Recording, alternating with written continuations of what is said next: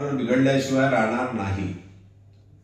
आणि तुम्हाला जर वाटत असेल आम्ही 13 तारखेला चक्काजाम करावा तर आम्ही या ठिकाणाहून जातो। तुम्हाला जर वाटत असेल काही सोयी तर तुम्ही आम्हाला काहीतरी या ठिकाणी आम्ही 700 किलोमीटरवरून आलो आहोत साहेब, आमचा विचार करून आम्हाला काहीतरी तुम्ही लिखित स्वरूपात शब्द द्यावा। आम्ही उद्याच द्या पैसे असं म्हणत नाही, परवा पैसे द्या असं म्हणत नाही। तुम्ही 8 दिवसाचा वेळ द्या, 10 दिवसाचा वेळ द्या, 15 दिवसाचा वेळ द्या, तुमच्या म्हटल्याप्रमाणे द्या।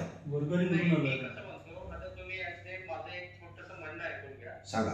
जर माझ्या हातामध्ये यावरती असते तर मी आता प्रतिसाद येऊन मला इथून काही यायला वेळ नाही झाला, मी लगेच सिग्नेचर देतो तिथे येऊन तुम्हाला दिलं असतं। माझ्या हातामध्ये नाही ना भाऊ, मी यावरती सिनियर आमचे जे काही वरचे लोक डिसाईड करतात त्याच्यात उत्तर देऊ शकतो। माझी नोकरी नाही साहेब, तुमची बघा आम्ही शेतकरी एवढे मोठ्या मनाच्या कोणाच्या नोकरीवर आघात आम्ही करू शकत नाही। तुम्ही एक काम करा ना, तुमचे जे वरिष्ठ आहेत त्या वरिष्ठांना कॉन्फरन्सवर घेऊन सूचना द्या ना की माझ्या कार्यालयात रिलायन्सच्या कार्यालयात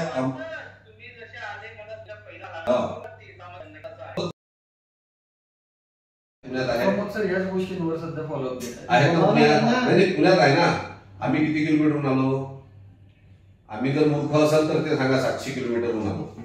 आम्ही 700 किलोमीटरहून आल्यावर तुमचे प्रमोद सर जर आमची भेटही घेत नसाल आमच्या जिंदगीवर मग आताच पेट्रोल टाकलेलं बरं साहेब। नाही ते आयुक्तांकडे म्हणजे हे विषय त्यांना मांडायचं आहे म्हणून त्यांचं काही चाललंय नाही। तुमचे साहेब आयुक्ताकडे आमचे लोक बसले तिथं आमचे लोक बसले आयुक्ताकडे तुमची माणसं अशी दिशाभूल करत आले साहेब आमची आजपर्यंत। काही आयुक्ताकडे तुमचे साहेब गेले नाहीये, तुम्ही आमची अशी दिशाभूल साहेब जर तिथे गेले आमचे लोक तिथं जातात। तुम्ही एक सांगा का आम्हाला द्यायचं, तुमची द्यायची नियत नसेल तर तुम्ही